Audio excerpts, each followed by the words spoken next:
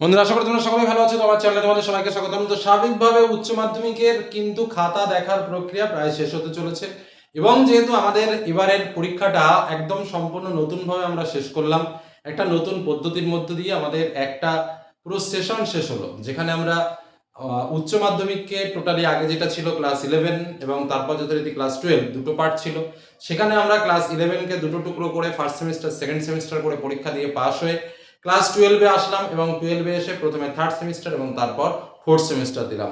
অনেক টালবাহানার মধ্য দিয়ে আমরা কখন বা বই পেলাম, কখন পড়ার টাইম খুবই অল্প পেলাম, তার মধ্যে দিয়ে যাই হোক আমরা সিলেবাসটাকে শেষ করেছি। প্রশ্নের ক্ষেত্রেও আমরা দেখেছি অনেক অনেক ঘাটতি, কখনো বা প্রশ্ন মডেল পরিবর্তন, এ ও 7-5 করে মোটামুটি একদম একটা ওষুধ আবিষ্কারের সময় যেমন গিনিপিকদের উপরে পরীক্ষা করা হয়, তোমরা হলে সেই ব্যাচ, একদম গিনিপিক ব্যাচ বলি তোমাদের আমরা, যার উপরে এই সেমিস্টার পদ্ধতি প্রথম প্রয়োগ করা হলো এবং এই প্রয়োগ সফল না অসফল সেটা পরবর্তী সময় আরো বিশ্লেষণ করা যাবে।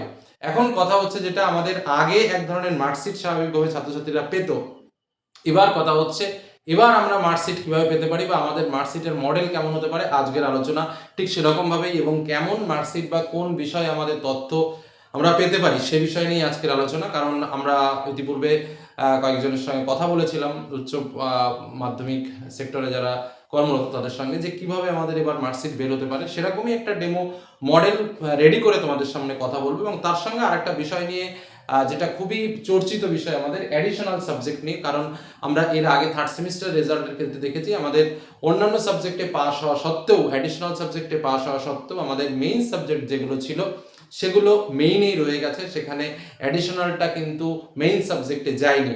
তো এবার আমাদের কি হতে চলেছে সে বিষয় নিয়েও কিন্তু তোমাদের সামনে পুরো পুঙ্খানুপুঙ্খ আলোচনা তুলে ধরবো এবং আশা রাখবো যে এই আলোচনা শোনার পর তোমাদের মার্কশিট কেমন হবে, কি দিয়ে কি পেতে চলেছো বা মার্কশিটে কেমন কি পেতে চলেছো সে বিষয় নিয়ে আর কোনো সংশয় থাকবে না।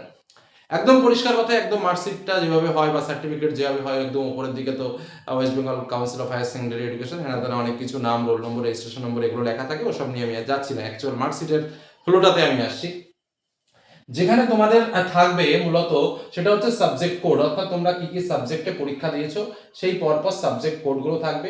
যারা 5টা সাবজেক্টে পরীক্ষা দিয়েছো তাদের শুধুমাত্র 5টা সাবজেক্ট, যাদের অ্যাডিশনাল সাবজেক্ট থাকবে বা যাদের অ্যাডিশনাল সাবজেক্ট আছে তারা যাদের এই অ্যাডিশনাল সাবজেক্টের এখানে নাম লেখা থাকবে। এবার এখানে আমাদের 3টে মেইন কলম তৈরি হচ্ছে। একটা হচ্ছে থার্ড সেমিস্টারের কলম, একটা হচ্ছে আমাদের ফোর্থ সেমিস্টারের কলম, আর একটা হচ্ছে আমাদের প্রজেক্টের কলম, এবং আরেকটা হচ্ছে টোটাল মার্ক, তারপরে যথারীতি গ্রেড মার্ক। এই যে মূল বিষয় কিন্তু এইগুলোর উপরেই দাঁড়িয়ে আছে। কি কি পরিষ্কার? প্রথম হচ্ছে সাবজেক্ট, কোন সাবজেক্ট, তারপর থার্ড সেমিস্টার, তারপর ফোর্থ সেমিস্টার, তারপর প্রজেক্ট, তারপর টোটাল, তারপর গ্রেড মার্ক। এভাবে কিন্তু আমাদের মার্কশিট আসতে চলেছে। অর্থাৎ আমরা আমাদের মার্কশিটে প্রত্যেকটা বিষয় পাবো। আমরা থার্ড সেমিস্টারে কত মার্ক পেয়েছিলাম, আমরা ফোর্থ সেমিস্টারে কত পেয়েছি, আমরা প্রজেক্টে কত মার্ক পেয়েছি এবং টোটাল মিলিয়ে আমাদের কত মার্কস হলো। আমি একটা এক্সাম্পল হিসেবে ধরো আমি বলি, ধরো বাংলা বা ইংরেজি একটা সাবজেক্ট, ঠিক আছে, বিএনজিএলআই বাঙালি, বেঙ্গলি। তো বেঙ্গলি সাবজেক্টের ক্ষেত্রে ধরো 40 মার্কের পরীক্ষা হয়েছিল, তো টোটাল কত মার্কের পরীক্ষা হয়েছিল সেটা এখানে পেলাম।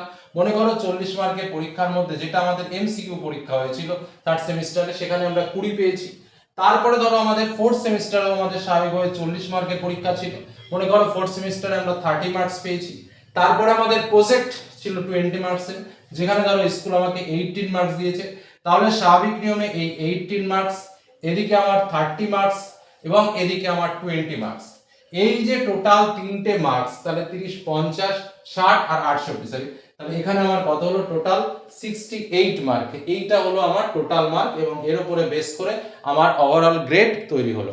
এই রকম ভাবে কিন্তু আমরা মার্কশিট পাবো। অর্থাৎ আমরা আমাদের মার্কশিটে থার্ড সেমিস্টারের পূর্ণাঙ্গ মার্কস, ফোর্থ সেমিস্টারের পূর্ণাঙ্গ মার্কস এবং লাস্ট আমাদের প্রজেক্টের পূর্ণাঙ্গ মার্কস, 3টে বিষয় দেখতে পাবো। তার সঙ্গে এই যে 3টে বিষয়ের মূল প্রাপ্ত নম্বর যোগ করে আমাদের টোটাল মার্কস লেখা থাকবে এবং টোটাল মার্কসের শেষে কিন্তু আমাদের গ্রেড মার্ক লেখা থাকবে। কথাগুলো পরিষ্কারভাবে বুঝে নেবে। এবং এরকম ভাবে কিন্তু আমাদের প্রত্যেকটা সাবজেক্ট থাকবে।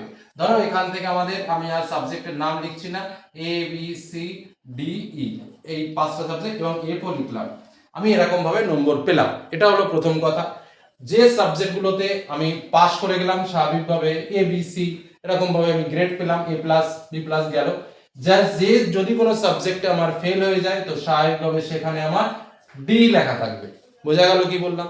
ফেল হয়ে গেলে আমার ডি লেখা থাকবে, কথাটা খুব ভালো করে বুঝে নেন।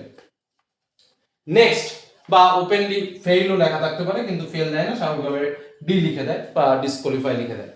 আচ্ছা, এবার ধরো কোনো সাবজেক্টে সাপোজ আমি মনে করলাম, ধরো সি নামক সাবজেক্টে আমি 40 এর ভেতরে আমাকে কত পেলে পাস, আমরা আগেও বলেছি আমাদের 12 পেলে পাস মার্ক। কোনো কারণবশত আমরা থার্ড সেমিস্টারে কিন্তু আমাদের মোটামুটি সবারই পাস হয়ে যাওয়ার কথা, দুই একজন আবার এক্সট্রা পরীক্ষা দিয়েছে, আমি সব মিলিয়ে দেখাচ্ছি।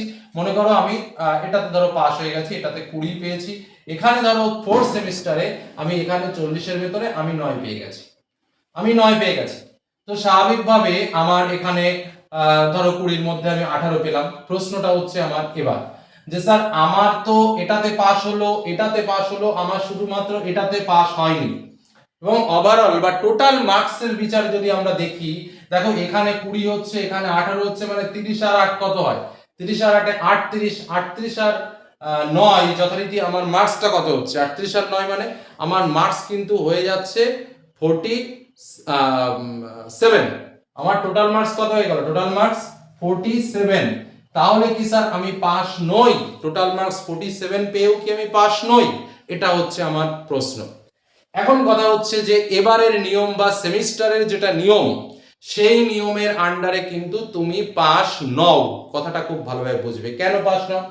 কারণ এই নিয়মে বলা হচ্ছে প্রত্যেকটা সেক্টরকে তোমার আলাদাভাবে পাস হতে হবে। মানে তুমি থার্ড সেমিস্টারে 40 এর ভেতরে তুমি 40 পেতে পারো, তাতে কোনো কিচ্ছু যায় আসে না, কিন্তু তোমাকে এটাতে যেমন তুমি তোমার ন্যূনতম পাস মার্ক 12 পেতেই হবে, ঠিক একই রকম ভাবে ফোর্থ সেমিস্টারেও তোমার ন্যূনতম পাস মার্ক 12 সেটা কিন্তু তোমাকে পেতেই হবে। এমনকি যে প্রজেক্ট রয়েছে, প্রজেক্টে 20 মার্ক, সেখানেও কিন্তু তোমাকে ন্যূনতম 6 মার্ক পেতেই হবে। এই 12 12 6 এই তিনটে মিলে মোট 30 মার্কস, যে 30 মার্কস হলো অ্যাকচুয়াল পাস মার্ক। এবার তুমি এটাতে 40 এর ভেতরে যদি 40ও পেয়ে যাও, বা এটাতে ধরো তুমি 20-এর ভেতরে 20 পেয়ে গেলে, অটোমেটিক 60 মার্ক তোমার হয়ে গেল, কিন্তু এখানে তুমি একটা লাড্ডু পেলে, তাও কিন্তু তুমি পাস করবে না, কারণ তোমাকে এই তিনটে মূল সেক্টর অর্থাৎ third semester, fourth semester, project, তিনটেকে আলাদা আলাদা ভাবে পাস করতে হবে, এবং তারপরেই কিন্তু তুমি ওভারঅল পাস। এবার তোমরাই কমেন্টে লিখবে যে প্রসেসটা সহজ হলো নাকি জটিল হলো। বোঝা গেল? আগে সিস্টেমটা বুঝিয়ে নিলাম, এইবার আসবো পরবর্তী প্রশ্নে। স্যার আমি তো আমার একটা অ্যাডিশনাল সাবজেক্ট আছে, আমি তাহলে এটা আমরা বুঝলাম, পাস ফেলটা বুঝিয়ে নিলাম। এবার আমরা আসবো পরবর্তী একটা বিষয়, পরবর্তী একটা ইম্পর্টেন্ট বিষয় নিয়ে আলোচনা করবো। তাহলে গেল আমার এখানটা, আমি মুছে দিচ্ছি একটু বোঝানোর জন্য, গেল। তাহলে এটা স্বাভাবিকভাবে ডিসকোয়ালিফাই বা ফেল হয়ে গেছে আমার এই সাবজেক্টটা, সি সাবজেক্টটাতে। এবার আমাদের যেটা মূল প্রশ্ন ছিল, স্যার আমার অ্যাডিশনাল সাবজেক্ট আছে ডি বা ই, এফ, এখানে আমি এখানে এফ লিখেছি, তো এফ সাবজেক্টে স্যার একই রকম ভাবে এখানে আমার 40 মার্কে আমি পেয়েছি 25 মার্ক, এখানে আমার 40 মার্কের মধ্যে আমি পেয়েছি স্যার 20 মার্ক, এখানে আমার 20 মার্কের মধ্যে আমি পেয়েছি স্যার 15 মার্ক। তাহলে স্বাভাবিকভাবে আমার 25 আর 20 45 আর 5 50 আর 10 60 মার্ক, তো স্যার আমি এখানে টোটাল পেয়ে গেছি, তাহলে তো আমার পাস। তাহলে তো স্যার আমার এই যে অ্যাডিশনাল যে সাবজেক্টটা, সেই সাবজেক্টটা তো আমার মেইন সাবজেক্ট হয়ে যাওয়ার কথা। আমার কি স্যার সেটা মেইন সাবজেক্ট হবে যদি আমি উপরের কোনো সাবজেক্টে ফেল করি? যেটা হচ্ছে এই মুহূর্তে সবথেকে ইম্পর্টেন্ট তথ্য। কথা হচ্ছে যে এবছরের মার্কশিটে আমরা লাস্ট যে তথ্য পেয়েছি, তাতে করে থার্ড সেমিস্টারের ক্ষেত্রে কিন্তু কোনো রকম পরিবর্তন করা হয়নি, অর্থাৎ যার যেখানে যা ছিল সেখানেই পড়ে রয়েছে।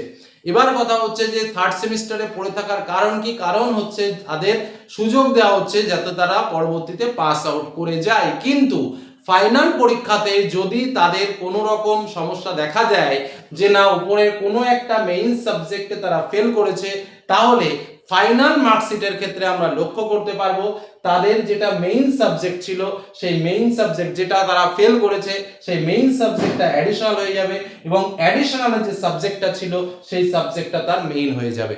কথাটা খুব ভালো করে বুঝবে। একমাত্র ফাইনাল পরীক্ষাতে আমরা এই ভেরিয়েশনটা দেখতে পাবো। এই পর্যন্ত আমরা তথ্য পেয়েছি, যেটুকু তথ্য পেয়েছি সেটুকু তথ্য জানালাম। এবার কথা হচ্ছে সেকেন্ড আরেকটা বিষয় তোমাদেরকে বলে রাখি, কারণ এই বিষয়টা নিয়ে অনেকে কমেন্ট করো যে স্যার আমার টোটাল মার্কের ক্ষেত্রে, আমরা টোটাল মার্কের ক্ষেত্রে স্যার দেখলাম, তাহলে বোঝা গেল, এটা বোঝা গেল যদি একমাত্র ফেল করো, কথাটা খুব ভালোভাবে বুঝবে, যদি ওপরে মেইন সাবজেক্টের ক্ষেত্রে যদি কোনোটাতে ফেল করো তাহলেই কিন্তু নিচেরটা ওপরে চলে যাবে এবং অ্যাডিশনালও তোমাকে পাস করতে হবে, তখন অ্যাডিশনালটা মেইন হয়ে যাবে আর এটা তখন নিচে চলে যাবে। আমরা লাস্ট যে তথ্য পেয়েছি তাতে করে ফাইনাল মার্কশিটে আমরা এটা পাচ্ছি। এবার কথা হচ্ছে যে স্যার আমরা কোনো কারণবশত আমি অ্যাডিশনাল যে সাবজেক্টটা আমার আছে সেই সাবজেক্টে আমি স্যার 80 পেয়েছি, কথাটা ভালোভাবে বুঝবে। অ্যাডিশনাল সাবজেক্টে আমি 80 পেয়েছি এবং অন্যান্য যে সাবজেক্টগুলো আছে তাতে যথারীতি ধরো কোনোটাতে 70, কোনোটাতে 72, কোনোটাতে আমার 65, কোনোটাতে 56, স্যার আমি এরকম পেয়েছি, তাহলে কি স্যার আমার এই অ্যাডিশনালটা কি মেইন হবে নাকি হবে না? সেক্ষেত্রে তোমাদের বলে রাখি, যদি কেউ উপরের সাবজেক্টগুলোতে বা মেইন সাবজেক্টগুলোতে পাস করে যাও, নরমালি যদি পাস হয়ে যায়, সেক্ষেত্রে কিন্তু তোমার এই উপরের সাবজেক্টের কোনো পরিবর্তন হবে না, কোনো পরিবর্তন হবে না, যেমনটি ছিল তেমনটি থাকবে। ইভেন অ্যাডিশনাল সাবজেক্টে যেটা লেখা ছিল সেটাই কিন্তু লেখা থাকবে।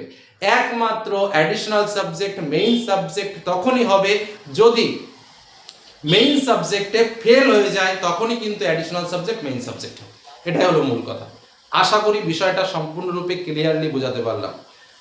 তাহলে আমাদের আর ওভারঅল রেজাল্ট লাস্টে এই পাস এটাই লেখা থাকবে বা ওভারঅল গ্রেড সেটাও লেখা থাকতে পারে, সেটা নিয়ে অত ডিক্লারেশন জানাইনি, কিন্তু মূল যে বিষয় আমাদের মার্কশিট এই কটা স্টেপে মোটামুটি ভাগ হচ্ছে যেখানে আমরা সমস্ত প্রকার তথ্য কিন্তু পাবো। বোঝা গেল? এইরকম সেম লেভেলের একটা মার্কশিট রেডি করো, তোমাদের সাথে পরবর্তীতে আলোচনা করব।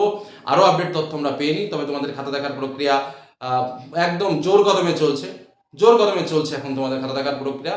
নম্বর উঠছে, ভালো উঠছে, ফোর্থ সেমিস্টারে ফেলের পরিমাণ তুলনামূলকভাবে কম, কিন্তু সায়েন্স গ্রুপের অবস্থাটা খুবই খারাপ। একদম শর্টকাটে এটুকু একটা বললাম, পরবর্তীতে আরো ডিটেলস আলোচনাটা করব।